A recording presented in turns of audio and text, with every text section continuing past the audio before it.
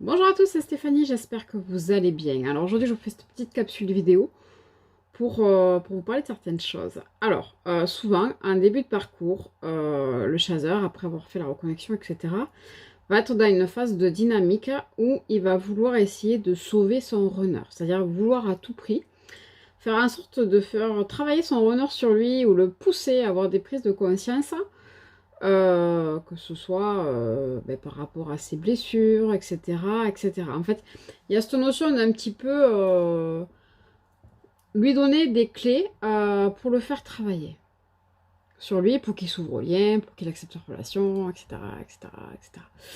Alors souvent, ça m'est arrivé souvent depuis quelques années, où on vient me voir et on me demande si je pourrais pas faire un soin ou donner des astuces sur un runner qui n'est pas au courant pour l'aider à avancer, à s'éveiller au lien et à reconnaître le lien.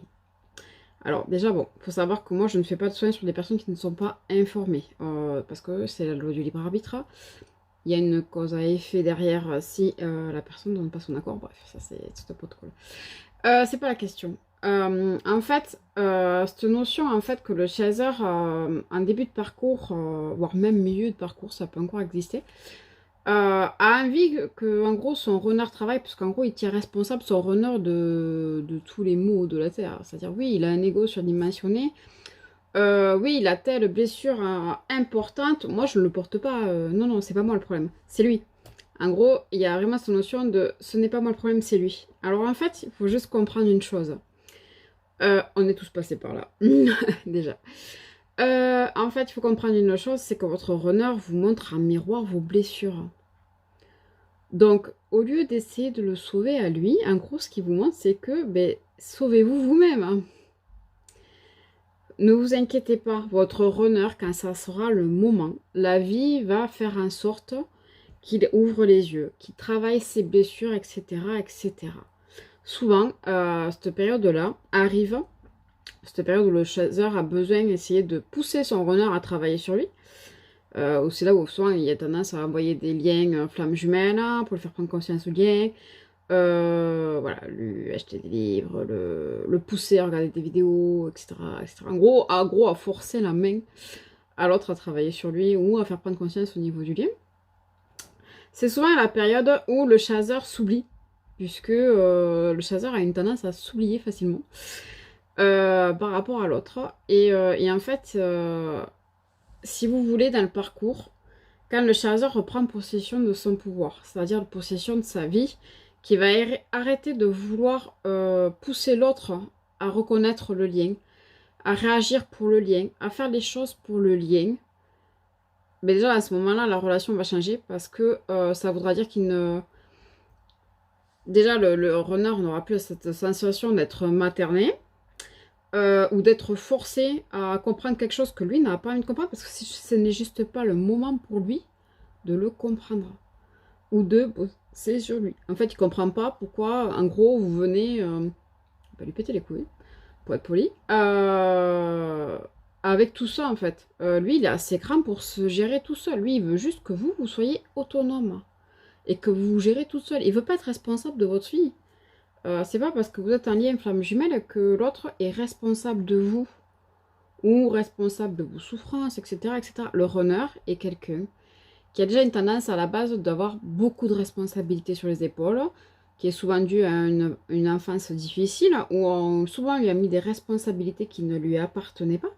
Donc déjà à la base, il se culpabilise énormément de vous faire souffrir, ou quoi que ce soit. Mais si vous-même, vous ne vous choisissez pas, si vous-même, vous ne vous priorisez pas, si vous-même, vous ne vous aimez pas, vous ne pouvez pas demander à l'autre qu'il le fasse. C'est tout simplement. Alors, c'est une phase normale. Tout le monde y passe dans cette phase. Moi-même, j'y suis passée. Euh, à essayer de faire passer des posts, etc., subliminaux. Enfin bref, tout le monde y passe. C'est une manière de contrôler. En fait, le chasseur n'en a pas conscience. Hein, mais en fait, en faisant ça, il veut garder le contrôle et c'est son ego qui parle. C'est son mental qui parle.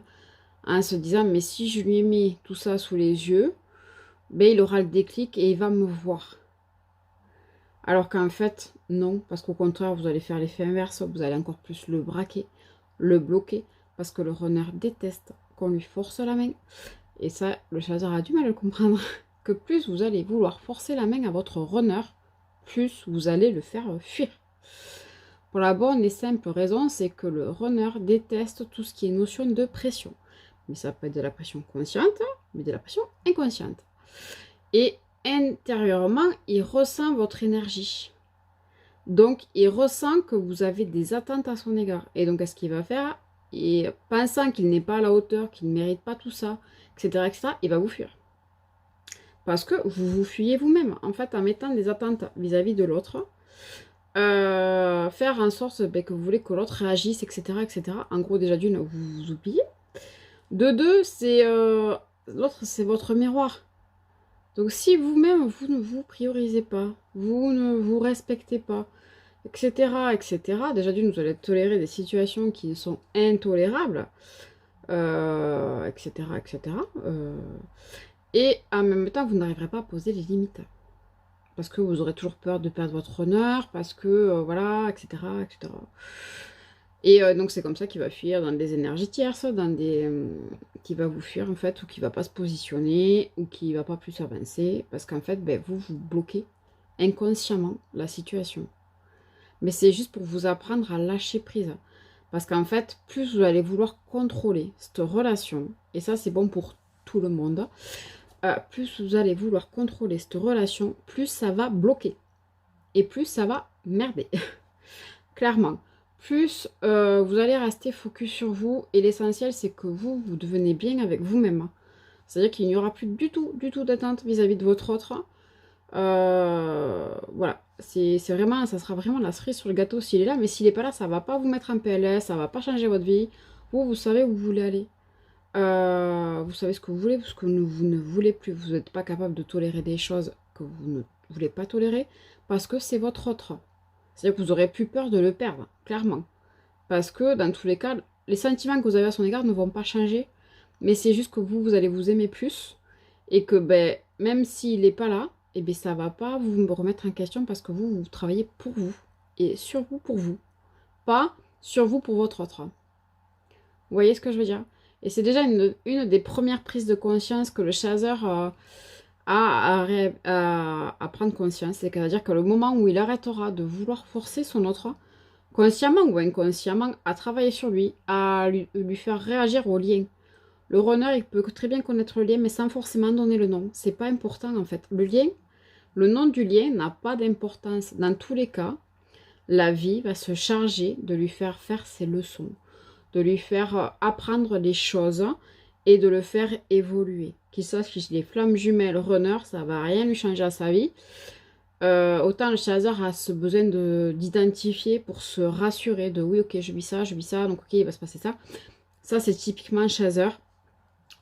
Le runner, lui, il va faire sa vie, il va pas se soucier de tout ce côté-là. Parce que ben, la vie va faire en sorte de s'occuper de lui. Et de le mettre dans des situations pour le forcer à travailler sur lui et à changer. Mais ce n'est surtout pas à vous en tant que chaser d'aller lui forcer la main, d'aller vouloir l'aider, à le guider vers le lien, etc., etc. Ça se fera au moment venu. Et il faut savoir qu'un runner se réveille au lien quand il a fini son rôle de miroir vis-à-vis de son chaser. Donc c'est-à-dire quand il sent que par le lien, inconsciemment, le chaser n'a plus d'attente à son égard et qu'à tout moment, il peut le perdre. C'est bête à dire, mais c'est quand le runner a l'impression qu'il va perdre son chaser que là, il va commencer à se mettre à travailler sur lui parce qu'il va réaliser qu'en fait, ben c'est bien son chaser, il est toujours là, il aime, etc., etc. Mais qu'il va se rendre compte qu'en abusant un peu trop, en fait, sans se positionner, ben, il peut le perdre. Et c'est-à-dire que quelqu'un d'autre peut avoir son chaser et ça par contre il a du mal à le concevoir, donc voilà. Donc je voulais faire cette vidéo parce que ben, c'est quelque chose qui vient assez régulièrement et ça faisait un petit moment que je voulais en parler, de cette notion là ou cette période dans la relation où le chaser ne va pas voir que ben, ce que son runner est en face c'est le miroir de lui-même. Il va être dans une forme de déni vis-à-vis de lui-même, mais il va vouloir tout prix aider son runner à avoir des prises de conscience, à mettre non sur le lien, etc., etc. C'est du contrôle. C'est-à-dire que c'est votre blessure de trahison qui est en action et qui fait que vous avez ce besoin de vouloir contrôler la situation. C'est souvent aussi la même période où le chaser va faire beaucoup de guidance, etc. Juste pour être rassuré, c'est parce que votre ego manque de confiance en lui. Votre ego a peur et donc il va chercher à se rassurer par tous les moyens, à maîtriser la situation parce qu'il sait très bien que c'est une situation et un lien qu'il ne maîtrise pas. Et donc, plus le runner va réagir, plus il va fuir. Tout simplement, parce que plus le chaser va vouloir contrôler, plus le runner va faire l'inverse. Parce qu'il va le sentir indirectement. Alors, je ne sais pas comment vous l'expliquer, mais dans nos corps, on sait inconsciemment, on ressent inconsciemment les pressions. Même si elles ne sont pas verbalisées. On prend conscience aussi des manipulations, de tous ces mécanismes que vous pouvez mettre en place. Donc même si vous ne le verbalisez pas, etc., votre vibration nous transmet l'information.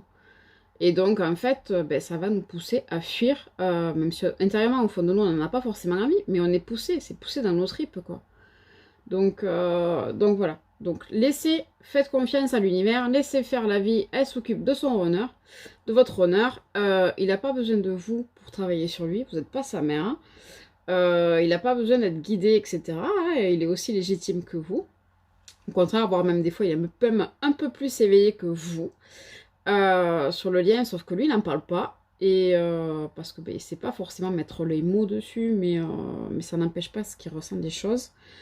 Et en même temps, sur toute la partie du début de parcours, et tant que vous ne vous serez pas choisi vous-même, votre runner va vous montrer en miroir ce que vous faites à vous. Et donc, il va vous montrer vos blessures de l'ego, le fait que vous vous fuyez, etc., etc. Donc voilà, donc restez vraiment focus sur vous. C'est le seul conseil que je peux vous donner pour vous aider, c'est de rester concentré sur vous. L'essentiel, c'est vous, c'est pas votre autre. L'autre, il est juste là en miroir, donc vous n'êtes pas responsable de votre autre, l'autre n'est pas responsable de vous, ni de vos blessures. Il est juste là pour les mettre en lumière. Et c'est juste parce que c'est votre ego qui va chercher à se rassurer et qui va surtout se voiler la face en se disant non, moi j'ai pas de blessure, moi non ça va, etc., etc. On y est tous passés. Vous inquiétez pas, on l'a tous vécu et c'est après, voilà, en prenant du recul sur notre parcours ou quoi que ce soit, qu'on se dit ah là je m'étais complètement voilé la face. Et voilà quoi. D'ailleurs, s'il y en a sous cette vidéo qui veulent témoigner par rapport à leur parcours, pour les personnes que ça fait longtemps qu'ils sont en parcours, par rapport aux personnes qui arrivent sur des débuts de parcours ou des milieux de parcours, vous n'hésitez pas à le faire dans les commentaires. C'est toujours très très plaisant d'avoir des points de vue de personnes un peu expérimentées ou qui a vécu des choses, qui va pouvoir aider les petits nouveaux, ou si vous avez des messages à leur transmettre sur votre travail de guérison.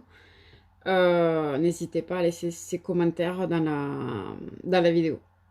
Donc je vous fais des bisous, je vous souhaite une très bonne après-midi et je vous dis à très bientôt. Bye bye.